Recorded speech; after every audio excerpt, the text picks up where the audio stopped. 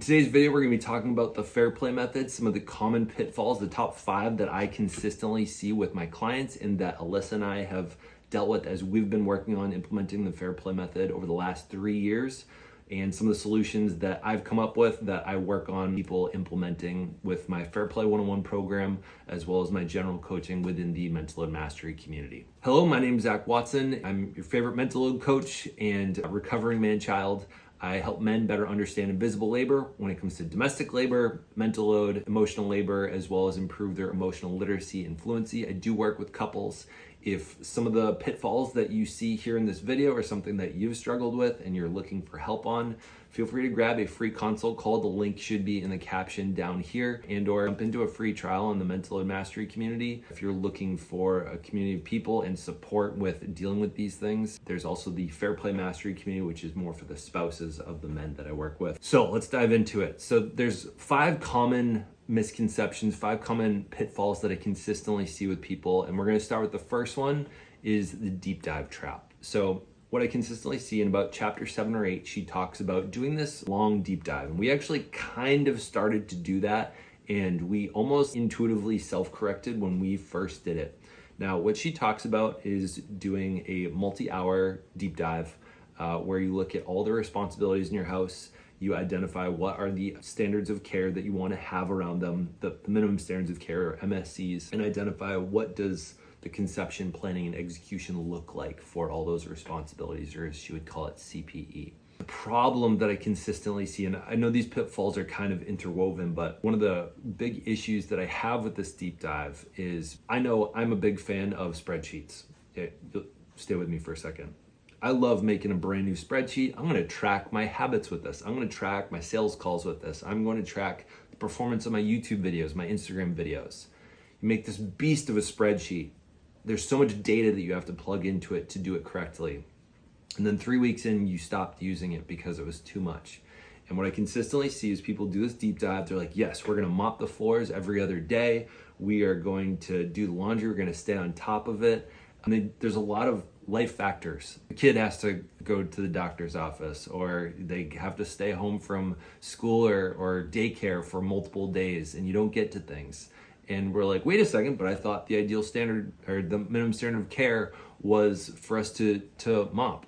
And there's so many of these standards that were set that there's too much that is being expected after you've set this first tone, and you're not coming back to it. And so people just do this deep dive. It doesn't work for a week or two, or they start hot for a couple days or a week or two, and then they just throw out the entire method. I can't tell you how many people come to me on the first call and they say, we started Fair Play, we had a great first conversation, multi-hours, worked out a bunch of standards of care, divvied up the tasks. Whenever I hear that word, I cringe, because I know that there's a good chance they just ditched it altogether because there's too much.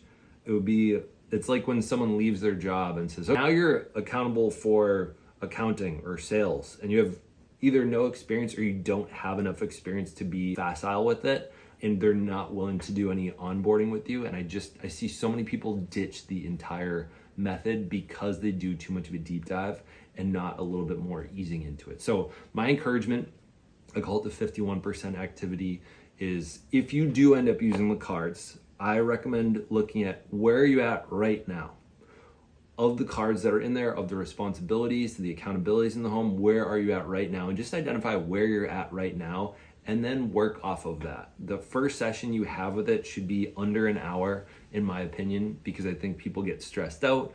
They get too in the weeds with things and then they don't want to come back to it. And the more palatable it starts at the beginning for both parties. I know that a lot of men have a lot of resistance to it, and I know that that's an issue in itself. But for couples that want to do it together, I think for both sides, it needs to stay palatable, and you have to want to come back and continue doing it. And it can't be just a set it and forget it, which kind of brings me to my second pitfall, which is that people are making ideal standards of care rather than minimum standards of care. We still do it. We still make the mistake of it. I think it's because we have a hard time acknowledging where we're at right now and what the minimum has been. So I think especially for a lot of women that feel really judged in their homes for when people come over, I know Alyssa, she grew up in a super clean house. Her mom was a domestic engineer for as she was growing up, and she kept it really clean around the house. And Alyssa works full time, and we don't necessarily accomplish that, but every time parents come over, every time family comes over, anyone comes over, I think she feels a ton of pressure when they come over. And I think that's a universal thing that I think a lot of women experience because of the expectations on them. What that leads itself to is that there's an ideal standard of care rather than what's the standard of care we've been at. I would say right now we're mopping once every 3 to 4 weeks. I would say we're vacuuming the living room probably once or twice a week with our newer vacuum. We are sweeping as needed, especially when our 4-year-old makes a mess eating spaghetti and puts Parmesan cheese all over the ground. The bathroom's surfaces get managed pretty much every day that parents are coming over to babysit for us. So if we were to jump from that to weekly mopping, to daily vacuuming, to adding on a bunch of things, I think that it would be more likely to be rejected. So it's kind of the solution is, so if we're setting too high of standards that are they're not all that close to what's happening right now, what will happen is, one, things are going to not be followed through on, because the whole reason that we're at this point of the standard that it's at, which is below apparently the minimum, is that where life is happening and other things are getting prioritized. So I would encourage iterating on that and saying, what is our current standard of care and how can we improve it by 1%? How can we improve by 10%? Rather than saying, this is what it looks like at 100%, let's do that. Because you're setting yourself up for failure. You're setting yourself up to say, here's what it should be, here's what it's going to be. And then when it doesn't, there's anger and resentment that shows up on both sides. So I encourage identifying where you're at and iterating and building off of what you have, rather than saying this is where we want to be and that needs to be exactly where it is. Because quickly, if you're not checking in enough, if you're not talking about it directly enough, resentment's going to build up so quick, especially for the person that has the higher standard on it, which is, I would say, for most of the household responsibilities, is probably going to be the wife, the mom. And I think that's absolutely happened with us, and I see so commonly is we started the fair play method and we set these standards, and then he stopped delivering on them. So, and I think that is a pitfall, more so in the way we went about it, more so than that he was completely failing it, is he was set up to fail.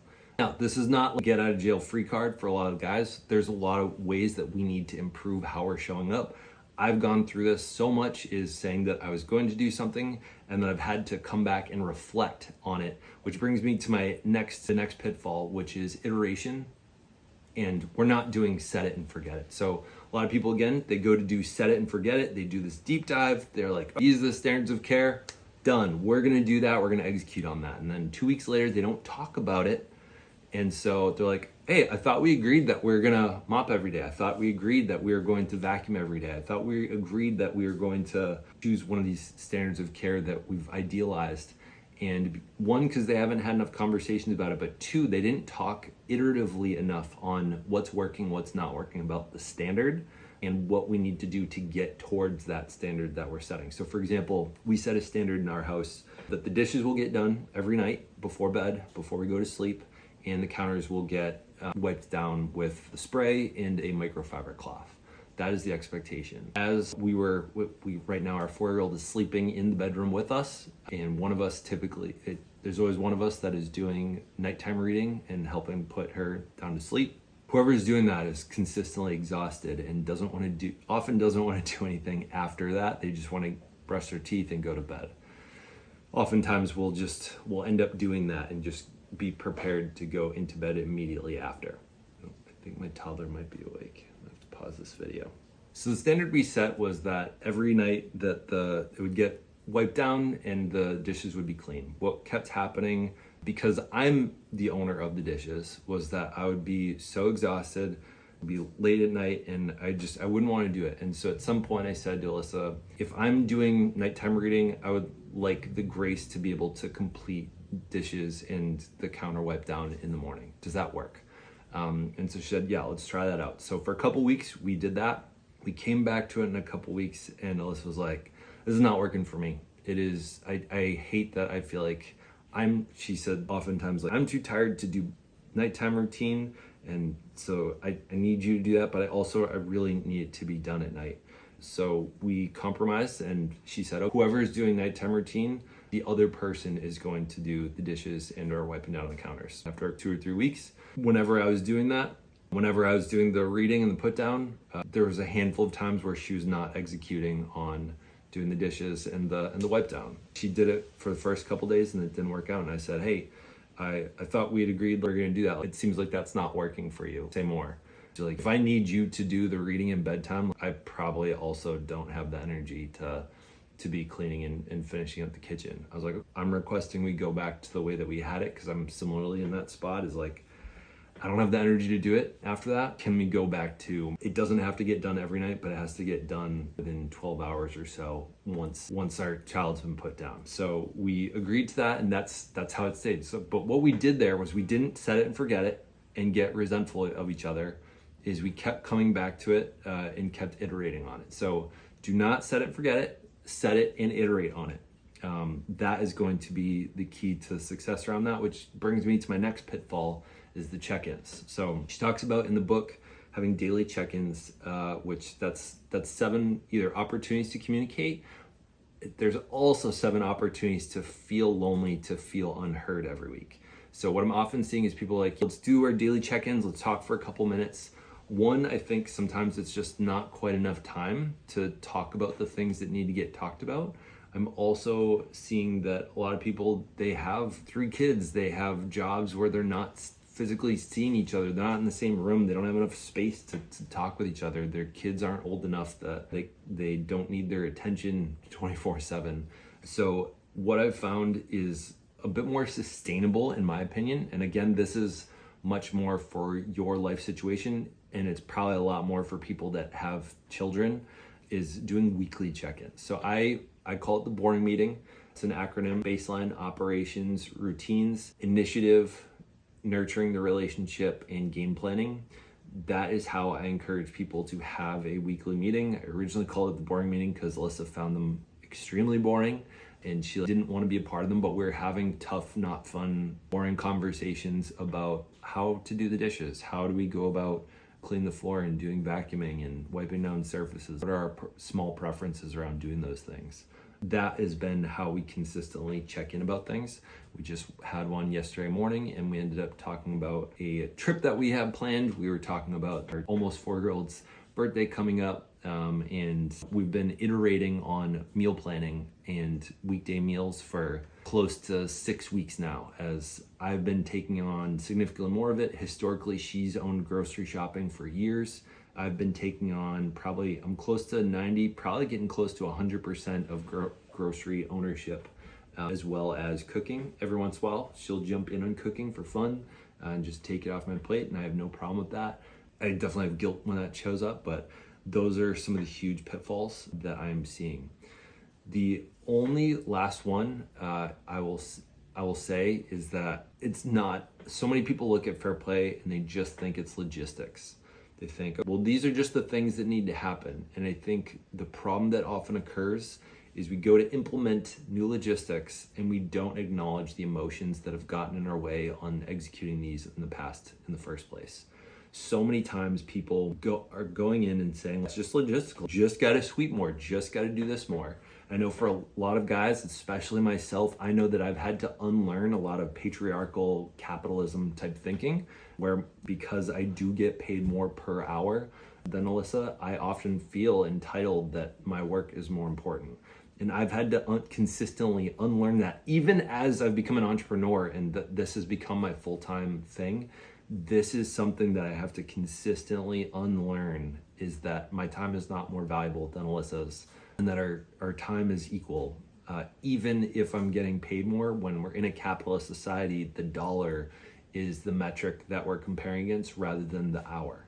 So that's something that I've consistently had to unlearn. And I think that one right there is probably one of the biggest mind changes and mindsets that has to change, especially in capitalist society, is valuing time metrics over dollar metrics.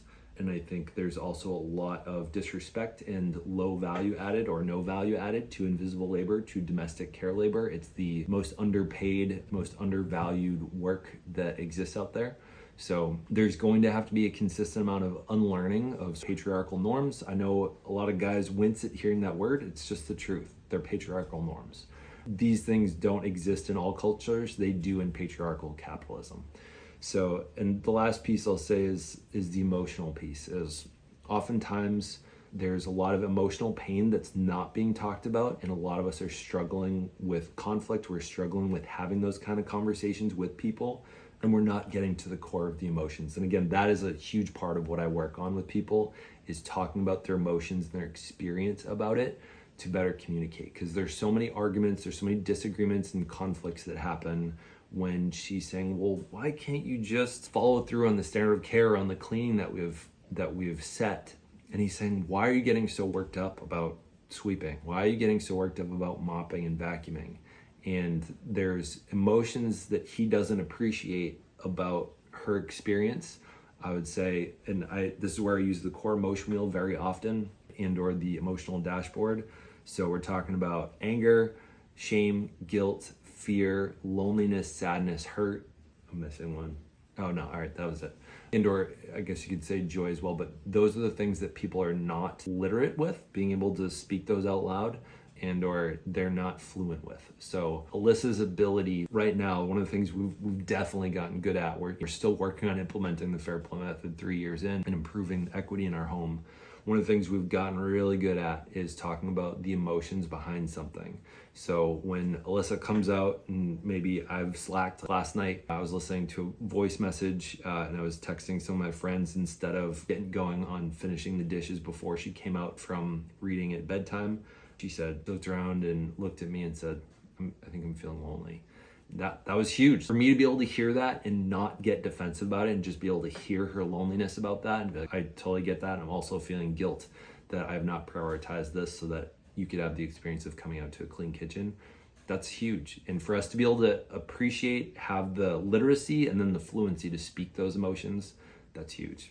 So those are the main pitfalls that I consistently see. Those are the pitfalls that I'm helping people work through on a consistent basis, that I'm still falling into, that I'm still working on getting out of, that I make content on, and that we're working on consistently. If these are the things that you are working on, I certainly encourage you to grab the link down below, grab a free consult. I talk with couples about whether my programming is right for them. You'll see a video talking about the Do Better loop, which is one of the consistent issues that I see pop up. It's sort of a description and talks a little bit more about how the Fair Play Method helps us deal with the Do Better loop. Those boring meetings help us deal with that Do Better loop, as well as the Fair Play 101 is the programming that I offer to follow through with the Fair Play Method and reading through the book. That a lot of people just need accountability, getting through the book, having tough conversations in a group of people that are working on the same thing. I run that program quarterly, at least as of now in mid 2025. And I do offer one-on-one coaching as well. But those are the main programs. If you're like, let's do this, I want to jump in, there's also the Mental Mastery community. You can jump into Fair Play 101 at any point in time. It comes at no extra cost within the Mental Mastery community or the Fair Play Mastery community. It's they're somewhat combined, but I try to keep the men in one community so they can have that safe space to speak and become more fluent with their emotions. Same thing with women, is I want them to have their own safe space to talk about things, but they have a lot of the similar offerings. There's right now the only difference is in the amount of effort that I put into making sure to maintain the dialogue in the community section with the men.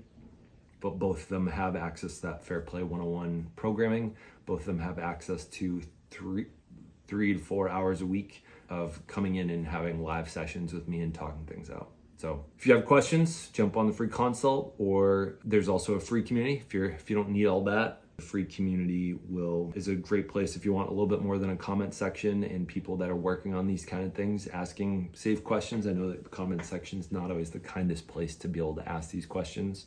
Quickest way to get a hold of me via messaging is the school DM. So if you join the free community and send me a message in school, I'm much quicker to respond to it, much more so than even email or just come to a free consult call. Hopefully this is valuable. Hopefully this helps if you are someone that has struggled with implementing the Fair Play method. Look forward to seeing you in Fair Play 101 or in the Mental Basics community.